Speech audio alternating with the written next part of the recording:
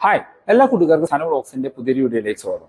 2025 model ഫോർച്യൂണറിന്റെ legender plus നിയോ drive എന്ന് പറഞ്ഞാൽ 4x4 top end variant ആണ്. ഇതാണ് ഇപ്പോൾ ഫോർച്യൂണറിലെ ടോപ്പ് എൻഡ് വേരിയന്റ് വരുന്നത്. ഏകദേശം 60 ലക്ഷം രൂപയുടെ അടുത്താണ് ഈ വാഹനത്തിൽ ഇപ്പോൾ ഓൺ റോഡ് പ്രൈസ് വരുന്നത്. അപ്പോൾ ഈ ലെജൻഡർ പ്ലസ് ലേറ്റസ്റ്റ് വേരിയന്റിൽ എന്തെല്ലാം ഫീച്ചേഴ്സ് ആണ് കൊടുത്തിരിക്കുന്നത്, എന്തെല്ലാം പുതിയ ഫീച്ചേഴ്സ് ആണ് ആഡ് ഓൺ ചെയ്തിരിക്കുന്നത്, GST ബെനിഫിറ്റിന് ശേഷം ഫോർച്യൂണറിന്റെ ഓൺ റോഡ് പ്രൈസ് എത്രയാണ്, ഡീറ്റെയിൽ ആയിട്ട് ചെക്ക് ചെയ്ത് നോക്കാം.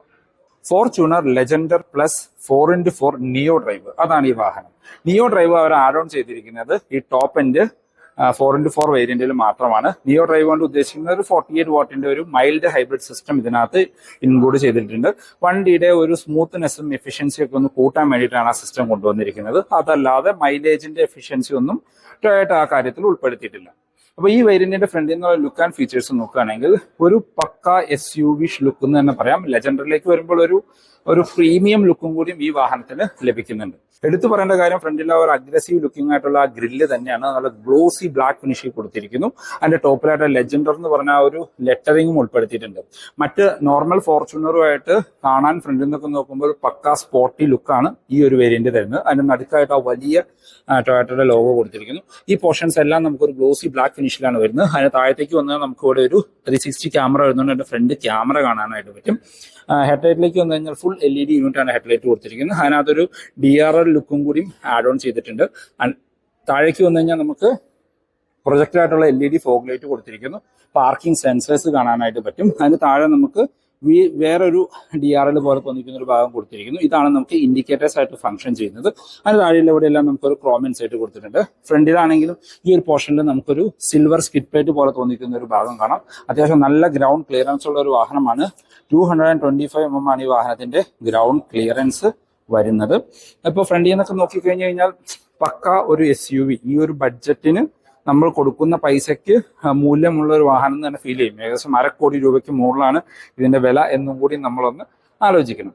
വശങ്ങളിലേക്ക് വരുമ്പോഴാണ് ഈ വാഹനത്തിന്റെ യഥാർത്ഥ ഒരു സൈസ് നമുക്ക് ഫീൽ ചെയ്യുള്ളൂ. ഓവറോൾ ലെങ്ത് നോക്കുകയാണെങ്കിൽ ഏകദേശം 4795 mm ആണ്. ഏകദേശം 5 മീറ്ററിനടുത്ത് നീളമുള്ള ഒരു വാഹനമാണ് നമ്മളുടെ ഫോർച്യൂണർ. വിട്ടാണെങ്കിൽ 1855 mm, ഹൈറ്റ് 1835. വീൽ ബേസ് മാത്രം 2745 mm വീൽ ബേസും ഈ വാഹനത്തിന് ലഭിക്കുന്നുണ്ട്. വശങ്ങളിൽ ഒരു ചെറിയ രീതിയിൽ ഒരു ബ്ലാക്ക് ക്ലാഡിങ് പോയിരിക്കുന്നതാണ്. ആ ഒരു SUV ലുക്ക് തരാനായിട്ട് സഹായിക്കുന്നുണ്ട്. ഇതൊരു ഡുവൽ ടോൺ കളറാണ്, വൈറ്റ് ആൻഡ് ബ്ലാക്ക്. പക്ഷേ മോഡൽ കൊടുത്തിരിക്കുന്ന ബ്ലാക്ക് കളർ ഒരു മാറ്റ് ബ്ലാക്ക് ഫിനിഷാണ് കൊടുത്തിരിക്കുന്നത്. ഗ്ലോസി ബ്ലാക്ക് ഒന്നും അല്ല ഇതിനകത്ത് വരുന്നത്. ഇനി ടയർസിലേക്ക് വന്നാൽ മാസീവ് ആയിട്ടുള്ള ടയറുകൾ കാണാം. അതിനകത്ത് ഒരു 18 ഇഞ്ച് ഡയമണ്ട് കട്ട് അലോയ് വീൽസും കൊടുത്തിരിക്കുന്നു. ഫ്രണ്ടിലും ബാക്കിലും ഡിസ്ക് ബ്രേക്കുകളാണ്. ടയർ സൈസ് നോക്കുകയാണെങ്കിൽ നമുക്ക് 285 എവിടെ കണ്ടിരുന്നല്ലോ 265 60R18 അതാണ് ടയർ സൈസ് വരുന്നത്. മാസീവ് ആയിട്ടുള്ള വലിയ ചങ്കി ടയറുകളാണ് വരുന്നത്. ഇവിടെ നമുക്കൊരു ഫുഡ് സ്റ്റെപ്പ് കാണാം. അതെല്ലാ ഫോർച്യൂണറിനും വരുന്നുണ്ട്. അത് ശരിക്കും ആവശ്യമാണ് ഈ വാഹനത്തിന്റെ അകത്തേക്ക് കയറണമെങ്കിൽ. മിറേഴ്സിലേക്ക് വന്നാൽ നമുക്ക് ആ ഒരു ഡ്യുവൽ ടോൺ ഫിനിഷിൽ തന്നെ മിറേഴ്സ് വരുന്നു. അതിനകത്ത് ഇൻഡിക്കേറ്റേഴ്സ് ഇൻസേർട്ട് ചെയ്തിട്ടുണ്ട്. താഴെ 360 ക്യാമറ വരുന്നുണ്ട്. അതിന്റെ ക്യാമറയുടെ ലെൻസ് കാണാനായിട്ട് പറ്റും. വശങ്ങളിൽ ഇവിടെ നമുക്ക് അങ്ങേറ്റം വരെ ഒരു ക്രോം ലൈൻ പോകുന്നത് കാണാം. ഒരു പ്രീമിയം ലുക്ക് കിട്ടുന്നതിന്റെ ഭാഗമായിട്ടാണ്. ഗ്ലാസുകളെല്ലാം നമുക്കൊരു ഗ്രീനിഷ് കളറിൽ UV കട്ട് ഗ്ലാസുകളാണ് കൊടുത്തിരിക്കുന്നത്. നമ്മൾ ആദ്യം പറഞ്ഞ പോലെ ഈ ഒരു പോർഷൻസ് എല്ലാം നമുക്കൊരു മാറ്റ് ബ്ലാക്ക് ഫിനിഷാണ് വരുന്നത്. ടോപ്പിൽ നമുക്ക് റൂഫ് റെയിൽസ് കൊടുത്തിരിക്കുന്നു. അതൊരു സിൽവർ ഫിനിഷിലാണ്, ഒരു ബ്രഷ്ഡ് സിൽവർ എന്ന് പറയാം. നമുക്ക് സൺ റൂഫോ കാര്യങ്ങളൊന്നും തന്നെ വരുന്നില്ല. ബാക്കിൽ ഒരു ഷാർഫിൻ ആന്റിന കാണാനായിട്ട് പറ്റും. ഡോർ ഹാൻഡിൽസ് എല്ലാം നമുക്ക് ആ ഒരു ക്രോം ഇൻസൈറ്റിൽ കൊടുത്തിരുന്നു. റിക്കോ സെൻസർ അതിനകത്ത് വരുന്നുണ്ട്. ബാക്കിലെ ഡോർ ഹാൻഡിൽസും ആ ഒരു ക്രോം ഫിനിഷിൽ തന്നെയാണ് വരുന്നത്. അത്യാവശ്യം വലിപ്പമുള്ള ഒരു ക്വാർട്ടർ പാനൽ കാണാനായിട്ട് പറ്റും. ഈ പോർഷൻസിലെല്ലാം നമുക്ക് ആ ഒരു ഗ്ലോസി ബ്ലാക്ക് ഫിനിഷ് കൊടുത്തിരിക്കുന്നു. അപ്പൊ ഇതാണ് ഓൾ ഓവർ വശങ്ങളിൽ നിന്നുള്ള ഒരു ലുക്ക്. അത്യാവശ്യം വലിപ്പമുള്ള വലിയൊരു വാഹനം തന്നെയാണ് നമ്മളുടെ ഫോർച്യൂണർ. ബാക്കിലേക്ക് വന്നു കഴിഞ്ഞാൽ ലെജൻഡർ എഡിഷൻ ആയതുകൊണ്ട് ഒരു പ്രത്യേക ലുക്കാണ് ഈ വാഹനം കാണാനായിട്ട്. അതിൽ എടുത്തു പറയേണ്ട കാര്യം ഈ ഒരു ടെയിൽ ലൈറ്റ് യൂണിറ്റ് തന്നെയാണ്. അത് ഫുൾ LED ആയിട്ട് കൊടുത്തിരിക്കുന്നു. അതിന്റെ സെൻട്രൽ പോർഷൻസിലായിട്ടാണ് നമുക്ക് ഇൻഡിക്കേറ്റേഴ്സ് വരുന്നത്. റിവേഴ്സ് ലൈറ്റ് ഇവിടെ താഴെയായിട്ട് വരുന്നുണ്ട്. E4 സിഗ്മ നിയോ ഡ്രൈവ് എന്ന് പറഞ്ഞ ബാഡ്ജിങ് കാണാം. ഈ ഒരു ബാഡ്ജിങ് നിങ്ങൾക്ക് 4x4 ഓട്ടോമാറ്റിക്കലി മാത്രമേ കാണാൻ പറ്റുള്ളൂ. ഇവിടെ ലെജൻഡർ പ്ലസ് എന്ന് പറഞ്ഞൊരു ബാഡ്ജിങ് വരുന്നുണ്ട്. മുമ്പ് വന്നിരുന്ന ലെജൻഡർ ആണ്, ഇപ്പോൾ അത് ലെജൻഡർ പ്ലസിലേക്ക് അപ്ഗ്രേഡ് ചെയ്തിട്ടുണ്ട്. നമുക്ക് ഇവിടെ ബാക്കിൽ ഒരു സ്പോയിലർ കൊടുത്തിട്ടുണ്ട്. അതിന്റെ ഒരു എൻഡ് പോർഷൻ ഒരു ബ്ലാക്ക് ഫിനിഷിലൊക്കെ ആയിട്ടാണ് വരുന്നത്. അതിന്റെ നടുക്ക് ഹൈ മൗണ്ടഡ് സ്റ്റോപ്പ് ലാമ്പ് കൊടുത്തിരിക്കുന്നു. ബാക്കിൽ വാഷർ ആൻഡ് വൈപ്പർ ആൻഡ് ഡിഫോഗറോട് കൂടിയ ഗ്ലാസുകളാണ്. അതിന്റെ നടുക്ക് ടൊയോട്ടയുടെ സാമാന്യം വലിപ്പമുള്ള ഒരു ലോഗോ കാണാം. താഴേക്ക് വന്നു കഴിഞ്ഞാൽ ആ ബെമ്പറിന്റെ ഡിസൈൻ ഒരു ബ്രാൻഡ് ന്യൂ ഡിസൈൻ എന്ന് തന്നെ പറയാം. ലെജൻഡറിൽ മാത്രമാണ് ഈ ഒരു ഡിസൈൻ വരുന്നത്. അതൊരു ഡ്യുവൽ ടോൺ കളറാണ്, ബ്ലാക്ക് വൈറ്റ്. ശരിക്കും നമുക്കൊരു ബമ്പറിൽ തന്നെ ഒരു സ്പോട്ടിങ് ആഡ് ചെയ്ത രീതിയിലാണ് അത് കൊടുത്തിരിക്കുന്നത്. ബാക്കിൽ നമുക്ക് 4 പാർക്കിംഗ് സെൻസേഴ്സ് വരുന്നുണ്ട്. ഇവിടെ നമുക്കൊരു ബാക്കിലെ ഫോഗ് ലൈറ്റ് എന്നുള്ള രീതിയിൽ ലൈറ്റ് കൊടുത്ത് അതിനോട് ചേർന്ന് റിഫ്ലക്ടേഴ്സും കാണാം. അത് നമുക്ക് 2 വശത്തും കാണാനായിട്ട് പറ്റും. അപ്പോൾ ഇതാണ് ബാക്കിൽ നിന്നുള്ള ലുക്ക് ആൻഡ് ഫീച്ചേഴ്സ്. നമുക്ക് റിവേഴ്സ് ക്യാമറ ഇതിനകത്ത് വരുന്നുണ്ട്. 360 എന്നുള്ള ക്ലാരിറ്റി ഉള്ള റിവേഴ്സ് ക്യാമറ കാണാം. ഇനി നമുക്ക് ബൂട്ട് ഒന്ന് ഓപ്പൺ ചെയ്ത് നോക്കാം. നമുക്ക് മാഗ്നറ്റിക് ബൂട്ട് ഓപ്പണിംഗ് കൊടുത്തിട്ടുണ്ട്.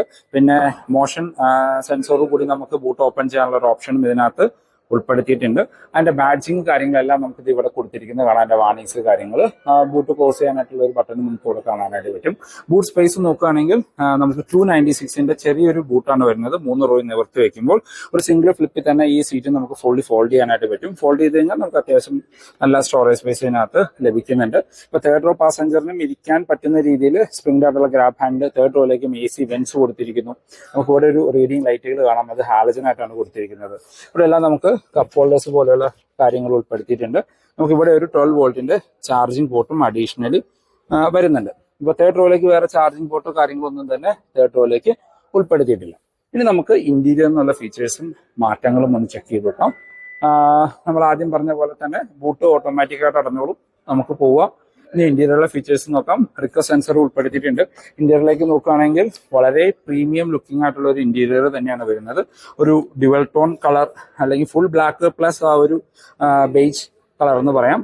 ഡോർ പാഡിലേക്ക് വന്നാലും നമുക്ക് ആ ഒരു പ്രീമിയം ഫീൽ ചെയ്യുന്ന രീതിയിലാണ് കൊടുത്തിരിക്കുന്നത്. ഫുൾ ലെതർ ഫിനിഷാണ് ഡോർ പാഡിലൊക്കെ വരുന്നത്. ഇവിടെ നമുക്ക് ആ ഒരു കളറിലുള്ള സ്റ്റിച്ചിങ് കാര്യങ്ങൾ കാണാം. 4 ഡോർ പവർ വിൻഡോന്റെ കൺട്രോൾസ് കൊടുത്തിരിക്കുന്നു. 4 ഡോറും 1 ടച്ച് അപ്പ് ആൻഡ് ഡൗണിന്റെ ഓപ്ഷൻ വരുന്നുണ്ട്.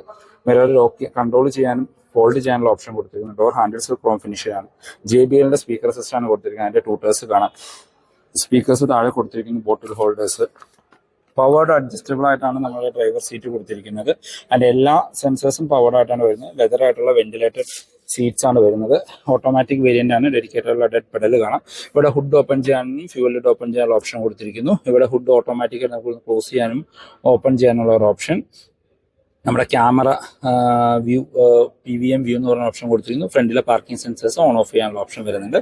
നമുക്ക് പുഷ് ബട്ടൺ സ്റ്റാർട്ട് കോർണറിലായിട്ട് വരുന്നു. AC വെന്റ്സിനകത്തെല്ലാം നമുക്കൊരു സിൽവർ ഫിനിഷ് കാണാം.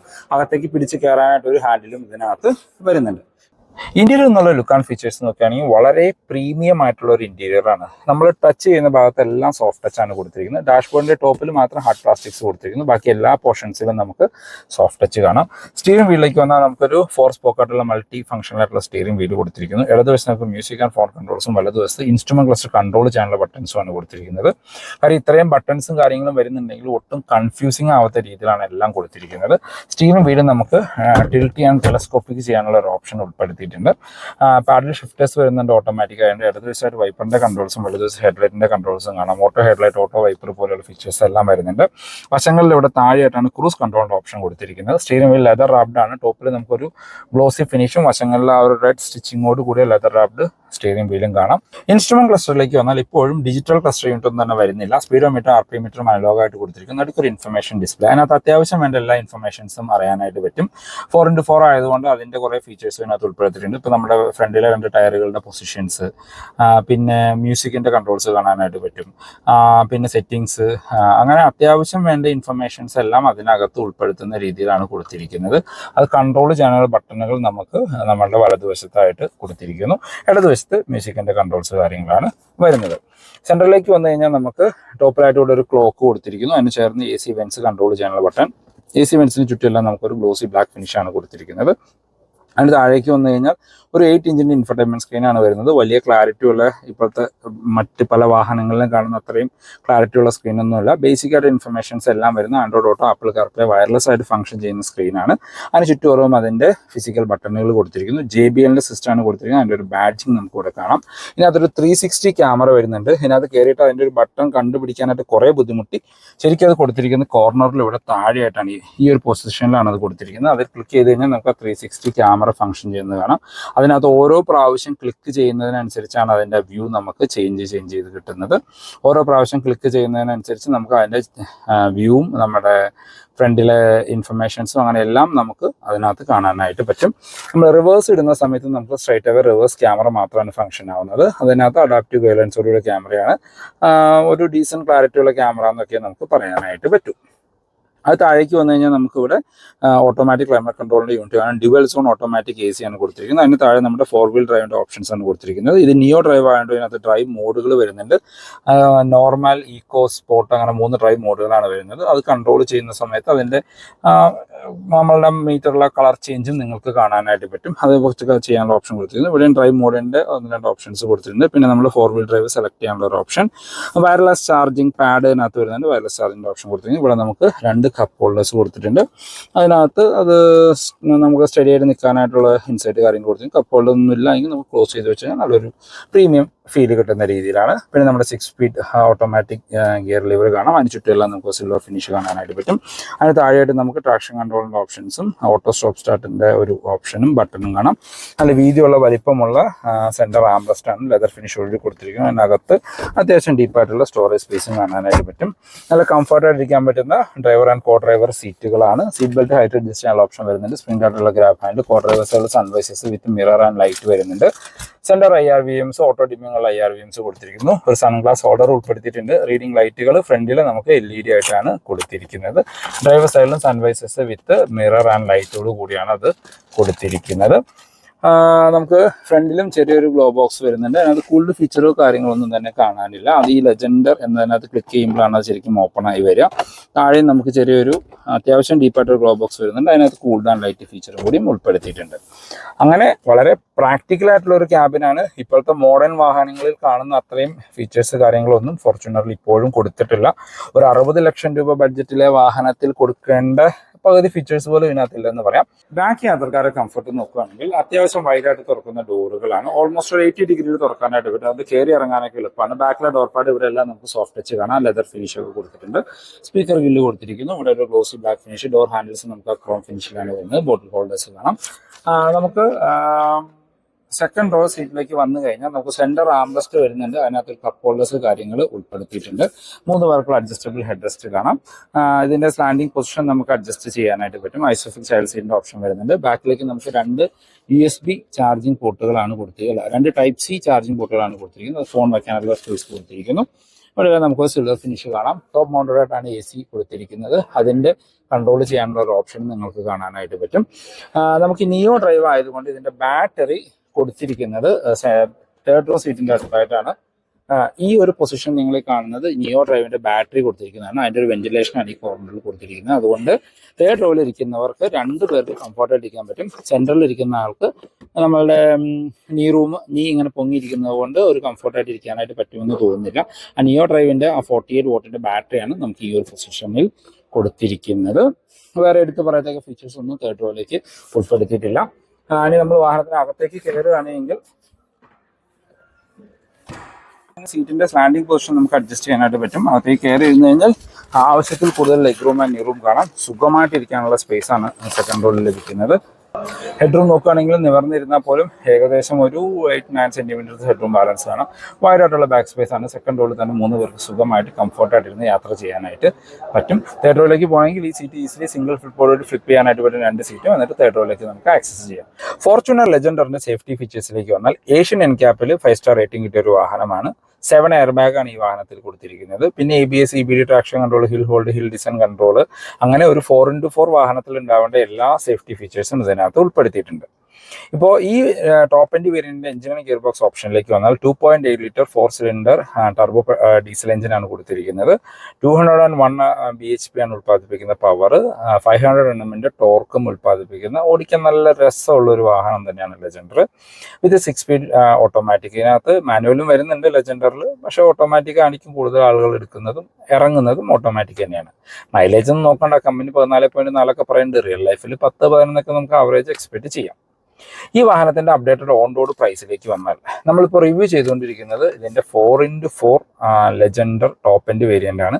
ഈ വാഹനത്തിന് 62 ലക്ഷം രൂപയുടെ അടുത്താണ് ഓൺ റോഡ് പ്രൈസ് വരുന്നത്. ഈ ഇതിൽ തന്നെ നമുക്കൊരു 4x2 വരുന്നുണ്ട്. ആ വാഹനം ഓട്ടോമാറ്റിക്കിന് 55,31,000 രൂപയും ഇതിൻ്റെ 4x4 മാനുവൽ വേരിയന്റിന് 58,43,000 രൂപയാണ് ഓൺ റോഡ് പ്രൈസ് വരുന്നത്. ഈ പറഞ്ഞ പ്രൈസ് എല്ലാം ലെജൻഡറിന്റെ ഓൺ റോഡ് പ്രൈസ് ആണ്. ഇനി നമ്മൾക്ക് ലെജൻഡർ അല്ലാണ്ട് നോർമൽ ഫോർച്യൂണർ അവൈലബിൾ ആണ്. അതിന്റെ 4x2 മാനുവൽ ട്രാൻസ്മിഷൻ ഉള്ള വേരിയന്റിന് 45,94,000 രൂപയും 4x2 ഓട്ടോമാറ്റിക്കിന് 48,64,000 രൂപയാണ് ഓൺ റോഡ് പ്രൈസ് വരുന്നത്. അപ്പോൾ നോർമൽ ഫോർച്യൂണറിൽ നിന്ന് ലെജൻഡറിലേക്ക് പോകുമ്പോൾ ഏകദേശം 10 ലക്ഷം രൂപയുടെ അടുത്ത് നിങ്ങൾ അഡീഷണലി പേ ചെയ്യേണ്ടി വരും, നിങ്ങൾ ഈ കാണുന്ന ഇത്രയും ഫീച്ചേഴ്സും ലുക്കും ഈ വാഹനത്തിന് ലഭിക്കാനായിട്ട്. അപ്പോൾ ഇതാണ് ഇന്നത്തെ വീഡിയോ നിങ്ങൾക്ക് എല്ലാവർക്കും ഇഷ്ടപ്പെട്ടു എന്ന് തോന്നുന്നു. ഈ വീഡിയോ നിങ്ങൾക്ക് എവിടെയെങ്കിലും യൂസ്ഫുൾ ആയി തോന്നിയാൽ നമ്മുടെ ചാനൽ സബ്സ്ക്രൈബ് ചെയ്യുക. റെഗുലർ വ്യൂസാണ്. വീഡിയോ ഇഷ്ടപ്പെട്ടാൽ വീഡിയോ ലൈക്ക് ചെയ്യാൻ മറക്കരുത്. ടൊയോട്ട റിലേറ്റഡുള്ള എന്ത് ഇൻഫർമേഷനും ഈവൻ ലെജൻഡറി ബുക്ക് ചെയ്യാനാണെങ്കിൽ ഞാൻ ഡിസ്ക്രിപ്ഷനിൽ നമ്പർ കൊടുക്കാം, നിങ്ങൾക്ക് അവരെ കോൺടാക്ട് ചെയ്യാം. അപ്പോൾ പുതിയൊരു വീഡിയോ കാണുന്നവരെ ബൈ ബൈ.